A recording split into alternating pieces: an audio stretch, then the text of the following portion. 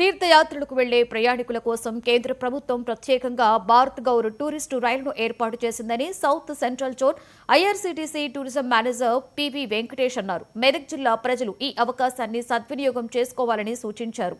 ఈ ట్రైన్ సికింద్రాబాద్ నుండి ఆగస్టు 16న బయలుదేరుతుందని, పంచ జ్యోతిర్లింగాల నుండి అంబేద్కర్ జన్మస్థానం వరకు కవర్ చేస్తుందని వెల్లడించారు. ఈ ట్రైన్లో స్లీపర్ క్లాస్ టికెట్ ధర 14,600 కాగా థర్డ్ ఏసీ 22,900గా, సెకండ్ ఏసీ 29,900గా నిర్ధారించినట్లుగా ఆయన స్పష్టం చేశారు. ట్రైన్లో ప్రతి కోచ్కు ఒక camera, security guard, tourist manager ఉంటాడని పేర్కొన్నారు.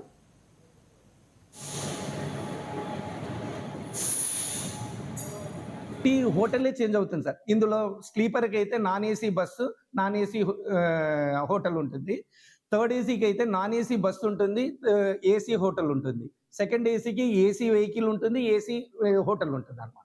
అదే డిఫరెన్స్. భోజనం ముగ్గురికి ఒకటే ఉంటుంది అనమాట. భోజనంలో కూడా ఇట్లా ప్యాకెట్లు ఇవ్వటం కాదు. 800 మందికి వంట చేసే కెపాసిటీ ట్రైన్లోనే చేస్తారు. అందరికీ వచ్చి సర్వ్ చేస్తారు పర్సనల్గా. ఇందులో భోజనం ఎంత కావాలంటే అన్నము, కూర, సాంబార్ ఎన్ని కావాలంటే ఎన్నిసార్లు అంటే అన్నిసార్లు వేసుకోవచ్చు. ఇట్లా ప్యాకెట్లు కాదు, వాళ్ళే వచ్చి సర్వ్ చేస్తారు. ప్రతి కోచ్కి ఒక హాస్పిటాలిటీ మేనేజర్ ఉంటాడు, అతను వచ్చి అందరినీ చూసుకుంటాడు.